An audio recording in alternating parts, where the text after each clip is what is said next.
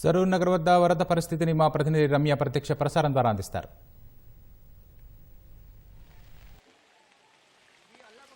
చినుకు పడితే చాలు సరూర్ నగర్ పరిసర ప్రాంత ప్రజలు వణికిపోతున్నటువంటి పరిస్థితి. గత 5 సంవత్సరాలుగా చూసినట్లయితే ప్రతి ఏడాది వర్షాకాలం వచ్చిందంటే చాలు ఈ ప్రాంతంలోని ఇటు రెడ్డి కాలనీస్ కావచ్చు, అదేవిధంగా సింగరేణి కాలనీస్ కావచ్చు, దాదాపుగా నీటి మట్టం అవుతుంటే గతేడాది అంతకుముందు 2 సంవత్సరాల ముందు వరకు కూడా మనం చూసినట్టయితే కనుక దాదాపు ఒక్క ఫ్లోర్ వరకు ఇళ్లలోకి నీరు చేరి అనేకమైన వస్తువులు కావచ్చు, అదేవిధంగా బీరువాలు, ఫ్రిడ్జ్లు, టీవీలు గతంలో బయటకి కొట్టుకొచ్చినటువంటి పరిస్థితులు చూసాం. ఈ ప్రాంత వాసులకు సహాయ చర్యల కోసం అని చెప్పేసి ప్రత్యేకంగా పడవలు, ట్రాక్టర్లు వినియోగించినటువంటి రోజులను సైతం చూసాం. ఇక ఇప్పుడు చూసినట్లయితే కనుక మనం ఇప్పుడు చూస్తున్నాం రెడ్డి కాలనీ, సింగరేస్ ఏదైతే సరూర్ నగర్ ప్రాంతంలో ఉన్నటువంటి రెడ్డి కాలనీస్లో చూడొచ్చు. ఇటు అంటే చంపాపేట, అదేవిధంగా పై ప్రాంతాల నుంచి, చెరువు నుంచి, అదేవిధంగా ఈ డ్రైనేజీలు పొంగడం వల్ల నీరు అధికంగా చేరుతుంది. దీంతో ఇక్కడ పరిసర ప్రాంత ప్రజల జీవనం స్తంభించిందని చెప్పొచ్చు. ఇళ్లలోంచి బయటకు రావాలంటే మోకాళ్ళ లోతు నీళ్లున్నాయి.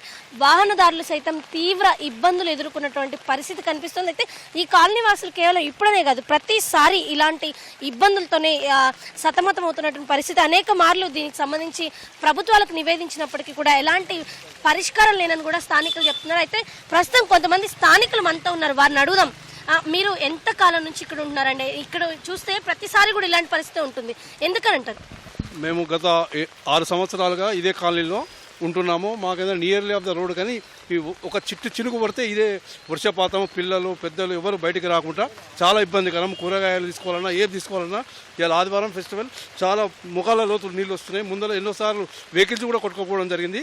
ఇట్టి పరిస్థితిపై అధికారులు, రాజకీయ నాయకులు ఎవరు దీన్ని పట్టించుకోవడం లేదు. దయచేసి ఇప్పటికైనా పట్టించుకొని ఈ కాలనీకి సస్యశ్యామలం చేయగలరని మా యొక్క మనవి.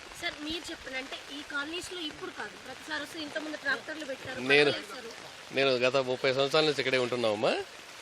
కాకపోతే నేను రిటైర్డ్ అసిస్టెంట్ కమిషనర్ని.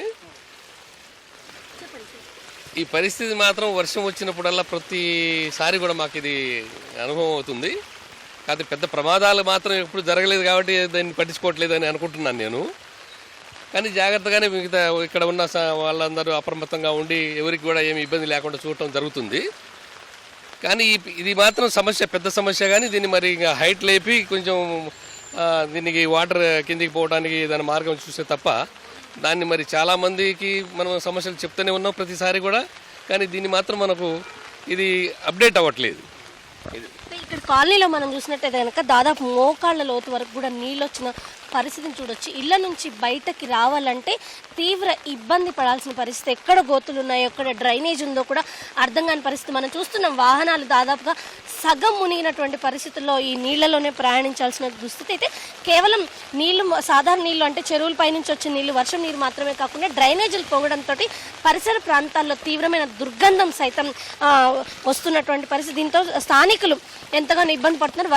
ప్రతి సంవత్సరం వర్షాకాలం వస్తే చాలు ఇలా డ్రైనేజీలు పొంగడం, నీరు భారీగా కాలనీలోకి చేరడంతో పరిసర ప్రాంత వాసులు తీవ్రమైన అనారోగ్యాలకు సైతం బారిన పడుతున్నట్టుగా తెలుస్తుంది. అయితే కేవలం ఒక్కసారని కాదు, ప్రతి సంవత్సరం కూడా ఇలాంటి పరిస్థితులు ఎదుర్కొంటున్నామని చెప్పేసి ఈ సమస్యని పరిష్కరించాలని ప్రభుత్వాల దృష్టికి తీసుకెళ్లినా ఎలాంటి మార్పు రాలేదు అని చెప్పి గతంలో కొన్ని వెహికల్స్ సైతం కొట్టుకుపోయినటువంటి పరిస్థితి ఉందని స్థానికులు చెప్తున్నారు. మనం చూస్తున్నాం దాదాపు కాలనీ మొత్తం అంతా కూడా నీరు నిండిపోయినటువంటి పరిస్థితిని అయితే చూడొచ్చు. ఇళ్లలోంచి బయటకి రావాలంటే ఎవరైనా ఇబ్బంది పడే పరిస్థితి. ఎవరు అంటే ఇళ్ల వద్ద చూసినట్లయితే కనుక బయట ఇళ్లలోంచి బయటకి పెద్దగా జనసంచారం లేనటువంటి దుస్థితి ఉంది. అత్యవసరం అయితే తప్ప ఈ కాలనీ వాసులు బయటకి రాలేని పరిస్థితి. గతంలో కూడా చూసినట్లయితే కనుక చిన్నపిల్లలు ఉన్న కుటుంబాలు, అదేవిధంగా వృద్ధులు ఉన్న కుటుంబాలకి కేవలం కాలనీ వాసులు అంతా కలిసి ట్రాక్టర్లు పెట్టుకొని, అదేవిధంగా ఏదైతే పడవలు సైతం వినియోగించి గతం ఒక 2 సంవత్సరాల క్రితం వచ్చిన వరదల నేపథ్యంలో అప్పట్లో ఇక్కడ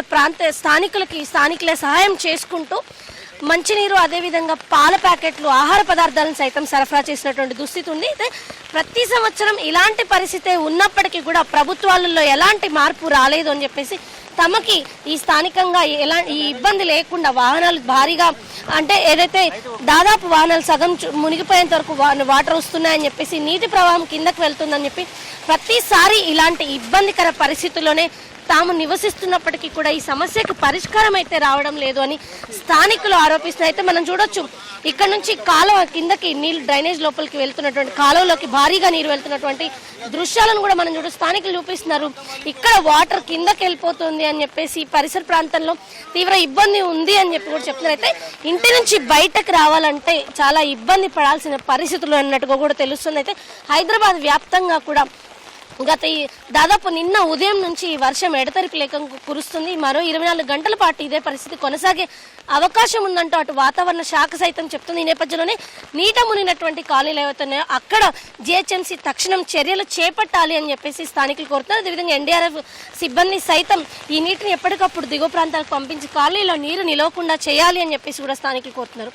కెమెరా పర్సన్ నరేంద్రతో రమ్య, ఈటీవీ న్యూస్, హైదరాబాద్. ధన్యవాదాలు రమ్య.